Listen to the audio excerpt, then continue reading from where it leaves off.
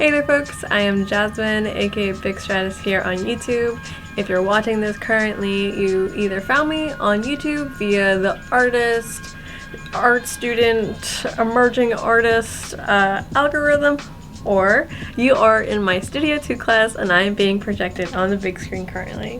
This video is going to hit a few different spots in my own personal school, YouTube, work, life, artist life. I'm currently in my last semester of my community college. I'm close to the grand finale. Along with taking foundations of Studio 2, I am taking non-Western art history. For that class, I had to go ahead and visit a museum that had some art in the style or in the cultures that we have learned in the class. Then I have to write a whole paper about it, and I have to choose a certain item or certain artwork to write the paper about. I had a lovely time attending the Freer/Sackler Museum of Art, which is also known as the National Asian Art Museum, located in Washington, D.C. It was really cool. I like going to museums after doing this class. I had a different art history class with the same professor, and she had the same assignment. Going to the museum and seeing the art that we learned in the books is such a impactful experience. I got to see a variety of different Asian art at the museum. There were Buddha relief carvings and statues, Japanese style paintings. There were little seal things, I think from Iran, that reminded me of old-time Sumerian stamp things. What really caught my eye was this magic mountain incense burner. Built during the regime of the Han Dynasty, circa 125 BCE. So this thing is a little over 2,000 years old. There's word during this dynasty of China that they indirectly traded with Rome even via the Silk Road. Not only has this incense burner lit many of a scent, but have been traded in for many cents.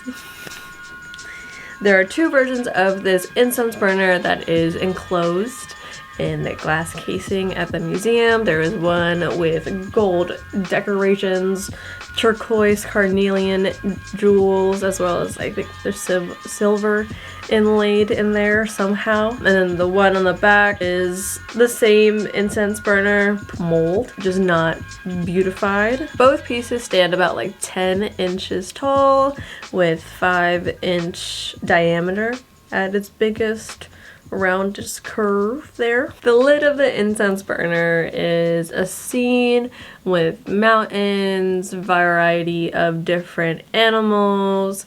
There's a scene of combat in there, maybe pertaining to some Chinese symbolic animals or battles that has happened. It's really just telling the story. The variety of different jewels and metals that adorn the front piece obviously shows that it was for a royal or a person of wealth. In my art history class, we learned about another incense burner, and I thought the idea was really cool.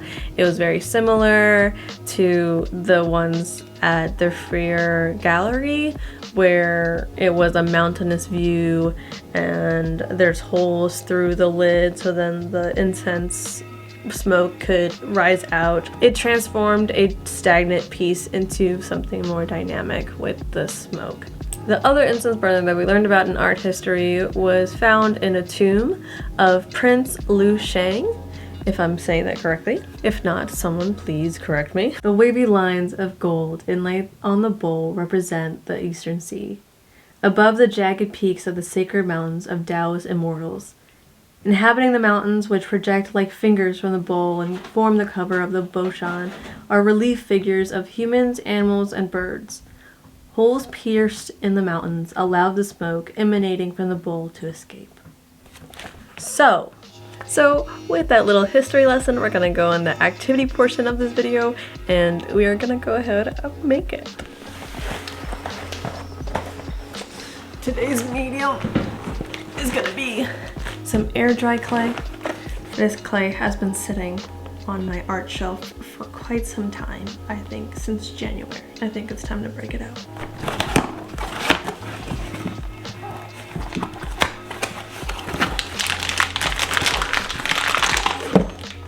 Okay, it's about 10 pounds. These are the tools that I have at hand, which is a palette knife that I plan to score, and then I have this sponge. I don't feel like going out and getting some more supplies, so we're gonna use what we got. I realize I should probably protect my kitchen.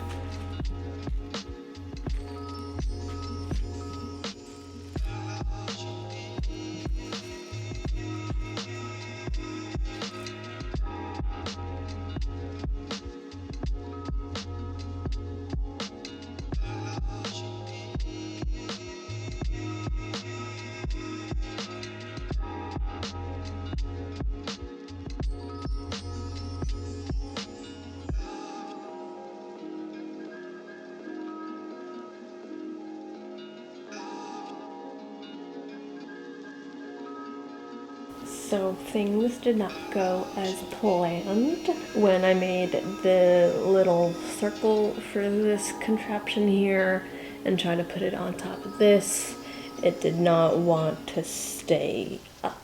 So I realized physics might get into it, and the original make of these incense burners are a clay mold, and they melt bronze to make the holder part and make it stand, though I had to make do with what I had. Instead, I made a little pot to go with this. When there's incense burning in here, I could just, it looks like it's steam coming out of the pot. We have a little mountain range so far, and this is where incense is gonna be put into that little hole there.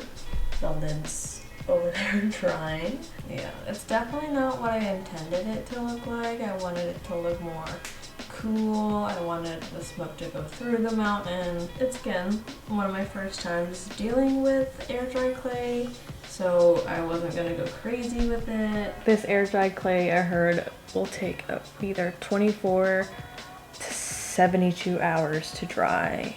So I hope I could get this done in time. Alright, so a couple of days have passed, and the air dry clay is now clay that is dried. So today we're gonna go ahead and paint this.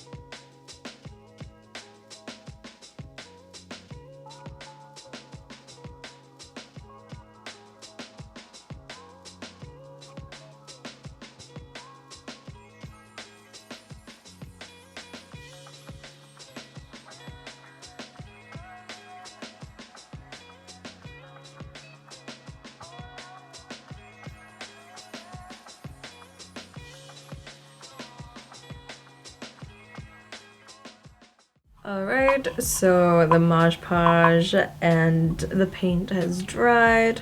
We have now these two stagnant pieces that hold incense. They are not the 2,000-year-old bronze casted boshans that the Chinese made, but they are still some sort of a incense holder.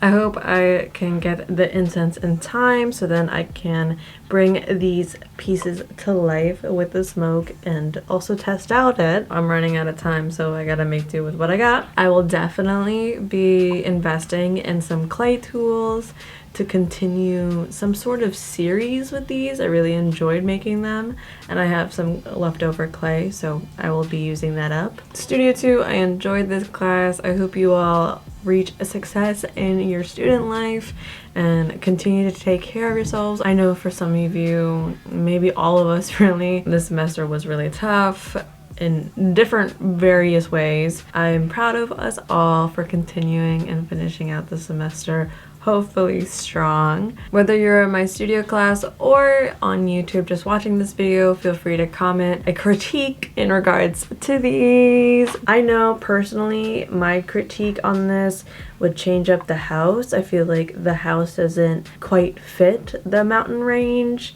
I was going for. I didn't have a reference, that was kind of my end, but definitely will change that up in the next piece. With this one, I would make this more pot-like for the bottom end, kind of curving in that end part, as well as making the top a little bit more whimsical, and work on the combining of the piece here. I wasn't too proud of how that turned out, but you know, we got what we got. And for our first time, I think this is pretty cool. I'll catch you in the next video, folks. Don't forget to like and subscribe, and I'll see you in the next one. Peace.